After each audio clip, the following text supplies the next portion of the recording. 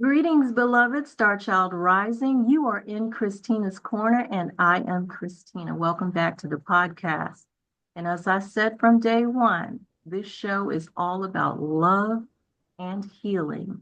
And I get the opportunity and the honor to highlight and celebrate those individuals who are out here using their gifts to raise the frequency of the collective. And so let me tell you about today's guest. For the past 24 years, my next guest, Becca Bee, has served as a guide for those on spiritual ascension journeys. She's an intuitive, certified hypnotherapist, a QHHT practitioner, which stands for Quantum Healing Hypnosis Technique, developed and mastered by the one and only Dolores Cannon.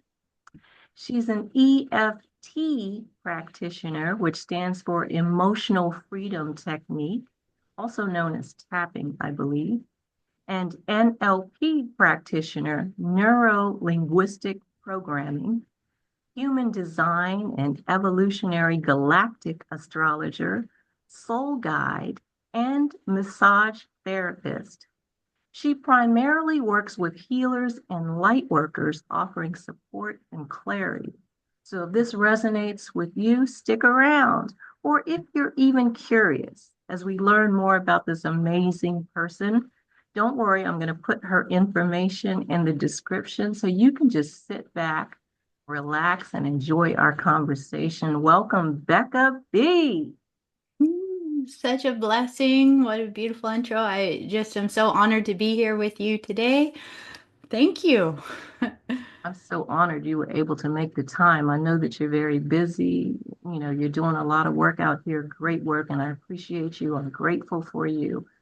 And I'm just so glad you made the time to be here. So welcome aboard. So, Becca, what I do is for each one of the podcasts, I come up with 6 questions. And so I got a lot to ask you, so I'm just going to admit that I kind of piled a couple questions into one to get to everything that I want to get to. But I always start off at the beginning. So you once said that once the drumbeat of the soul to awaken is heard, it is quite difficult to ignore.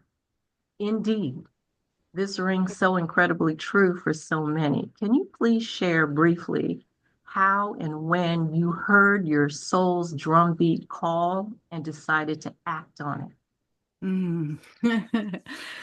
If I was honest, I and really kind of looked at that question, it would have come very young in this lifetime, but I didn't realize what it was. It was always interpreted in my life as being difficult, as not following along with others. Definitely not going along with what a lot of, say, either the religion or those that I was with were asking me to do. And so if I was to actually recognize the original drum beats of following kind of my own soul path really came at the cost of having to be, I guess, what you would think of as a little bit of a spiritual rebel.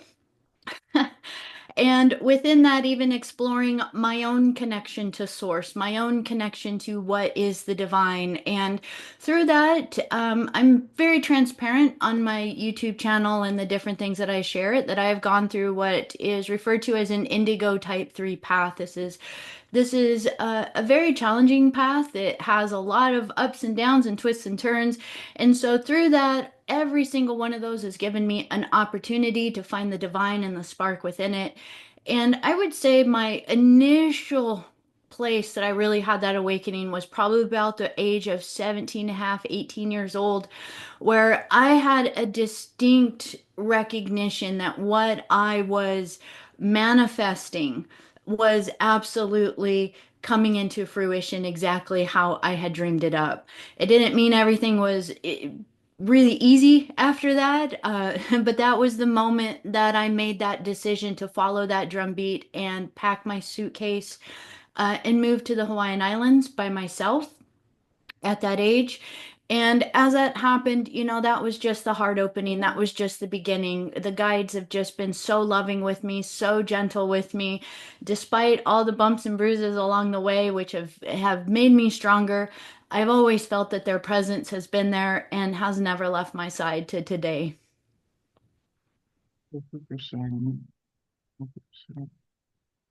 So I so resonate with what you say, like the signs have been there all along, but so you can hear it, but when you decide to act upon it, when you feel it and decide to act upon it, it leads you down a whole different path. And so thank you for sharing that. So as you know, we've talked about this. As I began my meditation practice of going within, and listening, I've become a lot more sensitive to what my guides are telling me or nudging me towards. And I know definitely that I was led your way. Hmm. And after working with you, you helped to clarify quite a bit for me, as you say, clearing away debris, right? And so my question is, do you find that when you have client sessions that you are experiencing mutual healing as well? For example, are you sensing any type of synchronicity with the clients that you attract to you? And if so, how does it reinforce your own spiritual journey? That's a great question. And I think, as we all recognize this as practitioners, absolutely. So the short answer is yes, absolutely. There is an absolute resonance. There is a soul remembrance to many of the individuals that we find each other is the way that I really find it to be manifesting in this reality. Kind of understanding on a very vast level that, we are all reflections and mirrors of each other. And so I absolutely, based on what each individual comes forward with, is an opportunity to look into that mirror, to maybe reflect within myself, to galactic history, to galactic timelines. Each individual gives an opportunity on a quantum level for us to both remember more of our memories, not only here on Earth through incarnational experiences, but our galactic history, the interdimensional experiences, and the many vast, vast, vast realms of our cosmos. So I find absolutely, I started doing this very early on in my career, I guess you could say, my practice is starting to recognize very quickly if individuals were coming to me with a particular theme. I would very quickly catch on to that, and I would go in and start to do my own internal work, reflection, and meditation to begin to Oh, not only shift that energy as a within myself, but not as something was wrong, but as something as a gift, as a thank you for showing this, so that that could start to shift and change. And as that has progressed over the years, one of my favorite places to catch that, and you might have this experience as an astrologer, is that I might look at my week, and especially, when I might get a day where all of a sudden it seems like maybe say three bookings for chart readings in a day. And I'll watch how individuals that have maybe all booked at different times, it may be months apart from each other, have all come together on a particular star day for all of them getting readings on that day.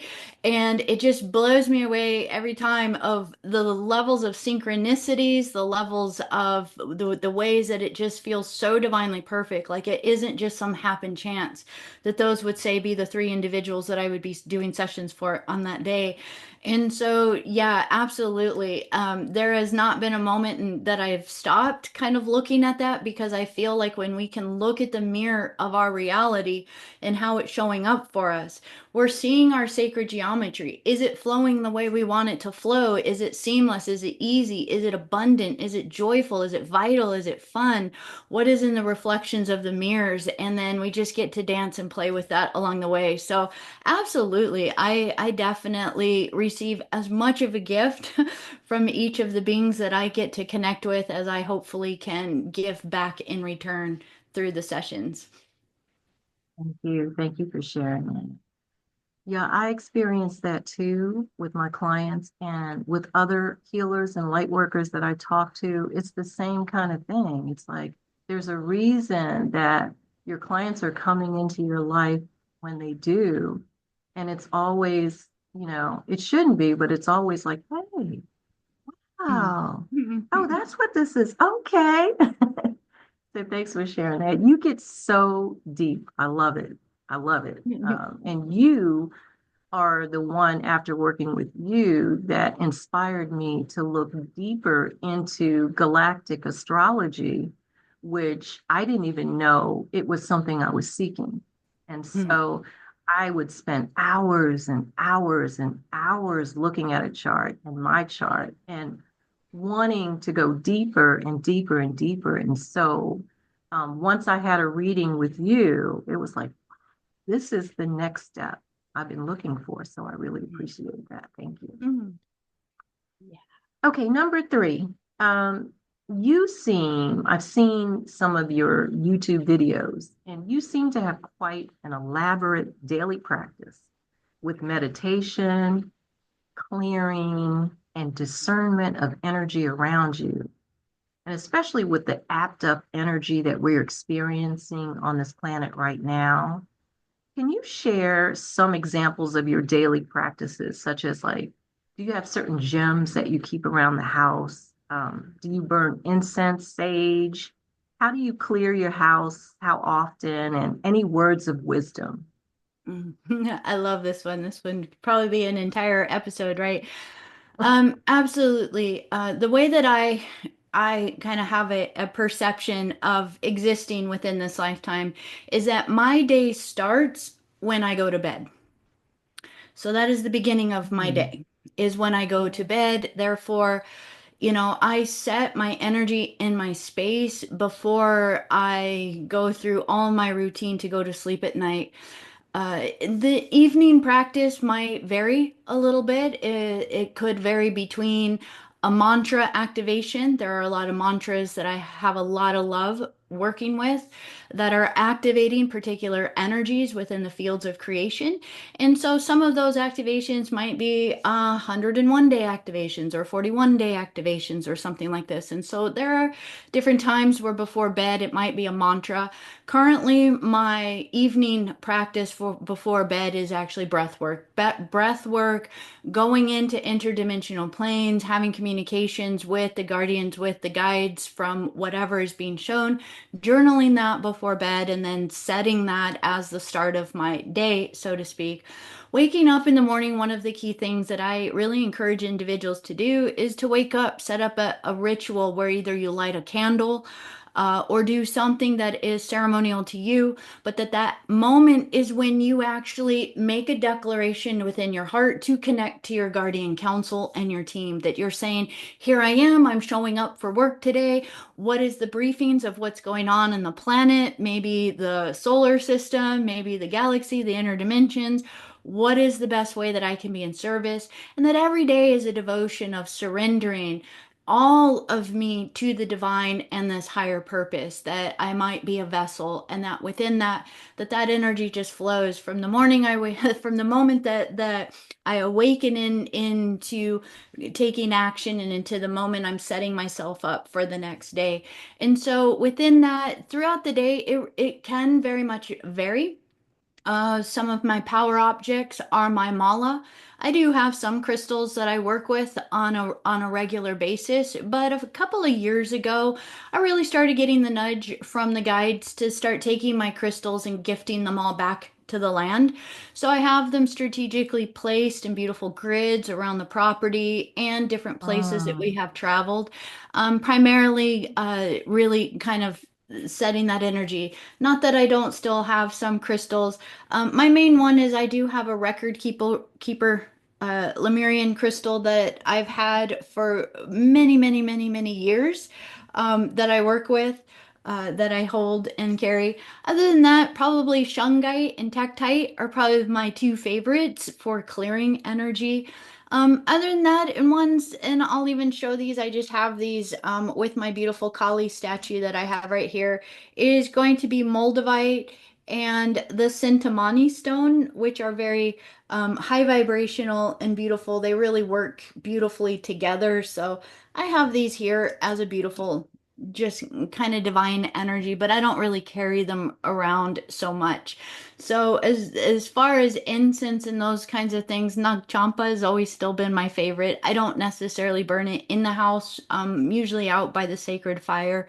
Um, and these kinds of things. Most times it's just a candle, working with just the divine energy from within the inner crystals within myself. So I find everything in my day to be a waking, walking meditation. So the clearing process is continual as far as mindfulness, discernment, observing everything. And then from that point, having that recognition in that now to shift and change the landscape if it doesn't align to my higher self within the core domain worlds as far as who I am being as an ambassador within this lifetime. So that's a little bit, maybe a That's a summary. lot. I'm so glad I'm recording this, so I'm gonna, look at it again and look up some of those stones that you talked about. And thank you so much. So you start your day in the evening, and then you get up. As soon as you get up, you continue it, and throughout the. And I've noticed since I went through the clearing with you that I notice everything now. I Mm, don't, I'm very observant. And I think that in combination with me strengthening my meditation practice on a daily basis and journaling, I do a lot of journaling to kind of reflect on what I'm seeing, what I'm experiencing. So that helps a lot too. Thank you for sharing. mm, Okay. So next we're even going to go deeper. I told you this woman is very deep. Okay, we're going to go a little deeper now. So you know how they say that we can kind of create or open up portals if we are like someone is drug addicted or sex addicted or alcohol or smoking cigarettes. We can open up portals that lower frequency energies can come in and impact our life. So, on that note, I want to go talk a little bit about the connection between energy and geography. So, you've discussed how heavy, negative, challenging energies can enter through portals near areas that have historically experienced significant challenges, like the Middle East. You've also mentioned that Hawaii will always be home for you, although you don't currently live there. So, did you feel a strong urge to move from Hawaii to reach the people that you were meant to reach? And I'm personally curious because so much energy work today, Becca Bee, is being done virtually now. So, it's hard for me to imagine leaving the ocean when I feel so drawn to it. So, why did you pick up and go? Yeah, that was a direct message from the Guardians. So I was there for a significant amount of time. I lived there about 20, a little over 20 years. And it was home. It is home. It was home. It is home. I still have my son that lives there, so I get to visit quite regularly. So it is still very much a connection place within my heart. But it was very distinct. It was very distinct through the different activations and progression that as I was working with the Guardians, that it was very clear. They came to me at a particular time, and this really started around 2012. Mhm. And it wasn't until 2014, I believe, that I was able to actualize the actual move of the energy. So it took a couple years from the nudging of the message until where they just accelerated it. There are certain places on the planet that they can kind of hook you a little bit. So trying to leave a particular place can sometimes feel a little bit energetically challenging sometimes. And there was a bit of a battle, I would say, between the land and the Guardians as far as that it was time to go. And within that, the message was very clear that I needed to take what had been cultivated in those 20 years in the Hawaiian Islands through the activations of the Mu, Lemurian activations. This was really where my dragon awakenings started. And honestly, it wasn't until after I left that I really started to explore more of the Mu Lemurian connections. I was really quite connected to a lot of the ancestral lineage lines and the sacred languages that were there, and those spoken languages of the heart. And that was exactly what the guardians were saying is, in short, you need to take the aloha and you need to take it and to spread that aloha, that love, that breath, that divine breath, and that divine spirit, and begin to share it. So within that, it took a little bit of a hop and a skip, and I ended up back in the place where I had been transplanted even as an infant. So I'm back Oh, on a wow. grid land of where it was part of my reality, even from 6 months old. Not where I was born, but where I got transplanted about 6 months of age. And I found that to be very interesting because it still runs along the Lemurian lines. And so as I've understood this a lot more, it was about starting to understand grid work a lot more, understanding it from a perspective of the energies of the land. In Hawaii, it was very, very easy to learn the interdimensional planes. The spirit realm is very, very close. You don't even have to use your imagination to connect to the spirit realm there. So it was a training ground for me for sure in a lot of the astral realms and a lot of the different dimensional planes.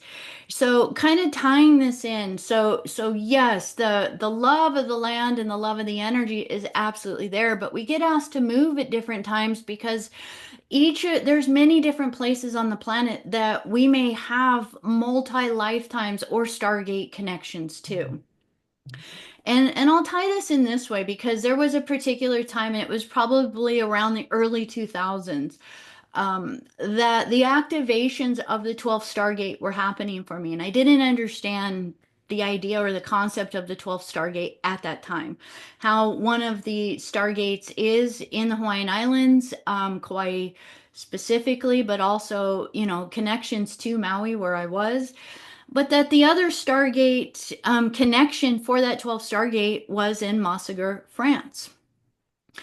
And I had no idea why at the time, but in the early 2000s, I started to have an obsession with the French language, with the French culture, with I actually learned to speak French fluently in Hawaii just by attracting visitors, travelers, even individuals that became close who I was able to have dialogue with. And I remember there was such a draw of wanting to go to France, but that it just didn't happen for me to physically travel there. So I literally was able to gather all the codes through individuals who were from France, who had been traveling to Hawaii, who I'd connected to there, who I was speaking with there, learning the language there, being able to fluently speak it, later learning that French and the Hawaiian language are both subroots of the Anuhazi language, which is our original galactic star language in this planet, or in Mhm. this universe. And so that is sometimes how we get activated. Sometimes, if we can't physically travel places, you'll find yourself having an obsession or a thought, or you will be drawn to certain things. And within that energy, you can still activate that. So I feel like that was kind of one of the questions, and I want to go to the first part of that question that you asked, which was about portals. So portals are a little bit different. There not all portals are negative portals. Obviously, there's a portal is just a doorway, right? Um, but yes, our Earth and our land history has lots of what we would think of as um, uh, energy that has been stuck or bound to it. So within certain locations on the land, like the Middle East, where there is a lot of wars that are continuously happening and bloodshed that is happening. These are places where, through that blood ritual and that bloodshed that happens, that it begins to amplify the energies and actually create kind of spirit bindings within these places. These are usually done very strategically through some of the negative alien influences and things like this that are on the planet. And within this, what is happening is these are usually at very important Stargate locations. So, for instance, you mentioned specifically the Middle East. Most of the wars and the heightened energy, we could say, kind of stems around the energy of Iran, Iraq.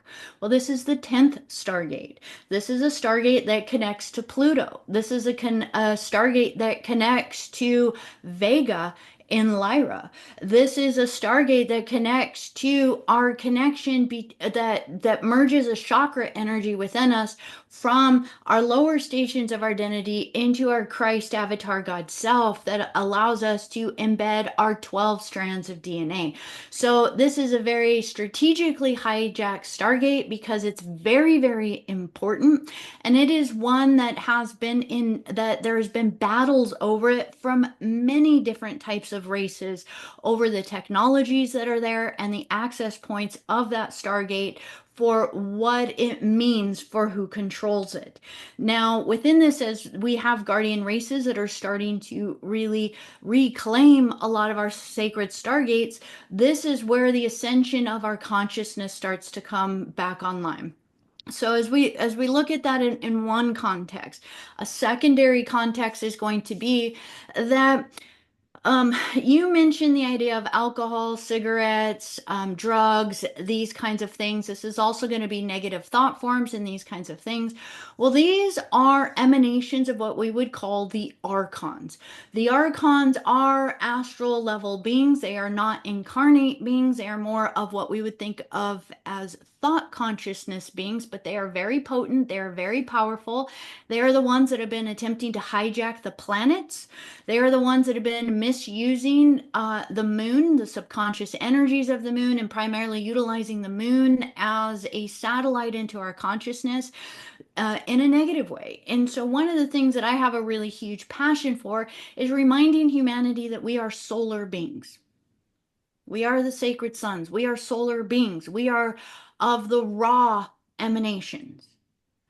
And as solar beings, thinking this of the Eye of Ra, the holders of the sacred sun codes, that we are here to really reclaim the energies of the lunar cycles, to dismantle the archonic influences on the lunar cycles in order to actually be the solar rays into this luminary satellite in order to begin to really embed our Christic codes back on the planet. Now, within this, if we can understand the archons really are these beings that really emanate the lower desires, fear, hatred, anger, addiction, gluttony, sloth, all of these different things, that these would be also thought of in old Gnostic texts as the sins or the anti-Christic thoughts, if you will, the anti-virtues, that we're here to embed our virtues. Why is virtue so important? Because anything that goes against the divine thought forms is actually feeding these entities. So this actually goes into the energies of what are the sacred ethers. Now, the ethers are the template of what creation is built upon. It is the interchange between the spirit realm, if you will, into the physical matter form. And the ethers are what carry the rays of the planets, of the solar bodies, the fixed stars, the luminaries within the sky, and how they move through. Now, the ethers move through. There are chemical ethers, there are luminary ethers, there's different radiances of ethers. And when these ethers are embedded with miasma, which is the karmas, the bindings, the stuck energies of the past, it actually shows up as black goo and stringy stranded things within our form. And so these are what eventually take these negative thoughts and turn them into dis-ease within our body. And the destruction or the detriment of the eternal flame and the living life form within us. So now as we get to recognize this, we go, okay, these these places upon the planet that have massive buildup of stuck spirits, maybe beings that have died in a traumatic way. So they die in fear, hatred, anger, worry, sorrow, sadness, all of these things. They are binding these energies in, and then when we move in, if we have not fortified our sacred temple, we are all temple keepers. Mhm. And if we have not fortified our temple and within all the way from our etheric body to our emotional body to our mental body to our astral body, if we have not fortified that, then we are allowing these entities into our sacred home, our sacred temple of which we are the caretakers of.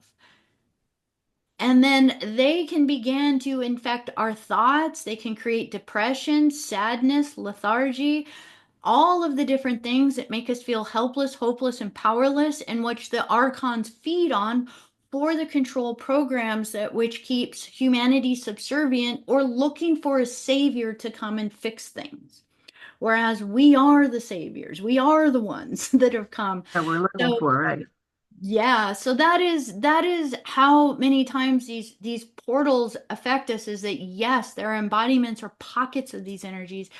As Crystar beings, we have the ability to find those pockets. It's certain individual specialties to find those pockets, to begin to identify the energies that are within those pockets, amplifying the miasma within those places, and then we can begin to create the sacred shadow vortexes, the clearing procedures to begin to not only clear that for the land, maybe the individuals that want to start to hold that sacred space, but absolutely drugs, alcohol, and certain substances of these things, pornography, war, murders, all of these things amplify the negativity that moves through these portals. And so this is where our virtues come in to begin to get into the consciousness of humanity so that we make the conscious choice to start to change how we react to our reality so that we can be the way showers for creating this new energy here on earth. Thank you. A quick little commercial break for any of my listeners who are listening to this and are like, what is she talking about? And I want to say that when I was first led to you, I was asking my spirit guide team to show me the next step. I wanted to learn more. I wanted to learn more. And then I stumbled across one of your videos where when I was watching it, I didn't understand what you were talking about. I was like, what is she talking about?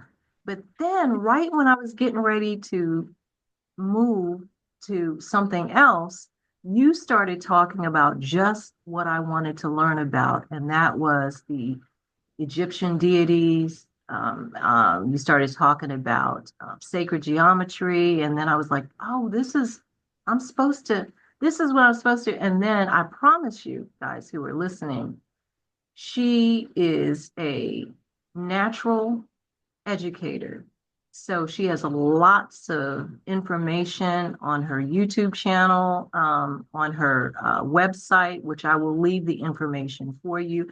You even teach classes for all of this, and it is fascinating. It's very fascinating to learn about this and learn how it is connected um, to us in ways that help to trigger our memory of who we are and discovering our power. So thank you. Thank you so much. All right. Number 5. So Becca B, when you reflect upon the past 24 years in this work, what would you describe as some of your top watershed moments and why? Hmm. Um, honestly, the top watershed moments, if I was to look at it as tears, um, and I haven't really shared any more videos like this, but I have a video out there that was sharing about my experience and memories coming back from Lyra. And even telling it after having had watershed moments, it was still very emotional to share it. So when I experience moments like that, it's when massive new libraries of wisdom come back online. This could come through a remembrance of a particular name.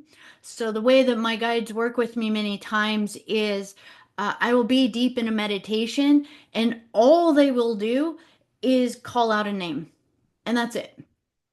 For the most part, it's more of an experience of geometries, interaction, heart mind connection. But every once in a while, they will speak out a name. And that was my experience, for instance, with Hathor. I had never heard of Hathor. I didn't even know Hathor was a name that was on the planet. I was actually shocked when I actually realized that Hathor had entire temples and all of these things. So it was quite amazing, diving into that, and that came spontaneously through a connection that was a watershed moment for sure. That was the same way that later down the road that all of a sudden, and this might sound even funny being that they are so connected, but I was in a meditation and all of a sudden they spoke out the name Sekhmet. And I was like, Mhm. what the heck is that? Who is that? What is this? I don't even like, and I was sitting there. And so it's those, oh my gosh, aha moments later when, maybe down the rabbit hole, I realized, oh my gosh, Hathor, Sekhmet, Isis. They're all this exact same being. They are all connected to the Eye of Ra. These types of things as these moments happen. So a lot of times these happen for me, even primarily, and I will say this divine feminine line of this connection, knowing that connection to Hathor, Sekhmet, Isis, the divine cosmic Christos, Sophia, the divine connection into Barbello. I cannot tell you how much I cried around Barbello and diving into these energies. So as new pathways open up for me within these experiences, it's as if layers of remembrance come, and then with that comes the memories of those experiences and how we get to now enrich in our experience through that. So for me, those watershed moments are a gift because each one that happens is unlocking all of these pent up memories that many times do have sadness or sorrow or this sense of something quite catastrophic that might have happened. And then within the letting go of that energy, the empowerment comes through that remembrance of how to work with that energy, how to now start to tie it into many other things. And they keep coming, it's like, am I not healed yet? I was like, I got so much more to heal, so much more to uncover. It's ever evolving, right? So Yeah. it really is a gift. Okay, finally, um, so you've shared that your life mission seems to be ever evolving. How would you describe your life mission now? And then the second part of that, I told you I was cramming in a couple questions into each one. Given that there are clearly battles of polarity between light and dark energies, do you feel joy and ease in your life? And how do you achieve that? And what advice can you share with us on how to integrate both our light and shadow selves to navigate our lives authentically with sovereignty and joy? I love that. So I'll kind of answer the joy question first, and that is absolutely. I pinch myself every day. It is again been a tremendous journey in this lifetime. I have experienced all spectrum of the polarities and all emotional dynamics of the polarities. And so I understand to a great depth of what it is to be at such the lowest levels of depression, to not even wanting to be here on the planet, to the greatest of the lows, if you will. And so that was a gift for me to get to experience that because it was also a path of understanding much of the things that I get to share now. And within this, the polarity It's part of this reality. So when we get to the perspective that we start to recognize that there's nothing wrong with it, it's exactly perfect. And the polarity is what pushes us to expand and to grow because we are a species that is quite stunted through the concept of being comfortable. And so it is the polarity that pushes us and inspires us to grow if we feel that spark and we feel that hunger for it. And so, absolutely, I absolutely still recognize that we live within a reality that I'm gonna have to go do many of the things everybody else does, go grocery shopping or deal with others or all of these different things. But it is the perspective within of understanding it from a universal and a galactic perspective that I don't perceive any of it from a helpless or a victim perspective.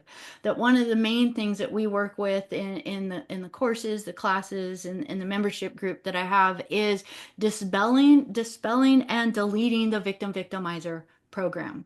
And that when we start to find our empowerment within all of it, then we recognize it within all polarity. We're outside of it because when you find your God spark within, when you find your starseed spark within, that crystal spark, it is eternal. So all that is happening in this reality doesn't even affect that eternal spark that you be, and it starts to become an experience.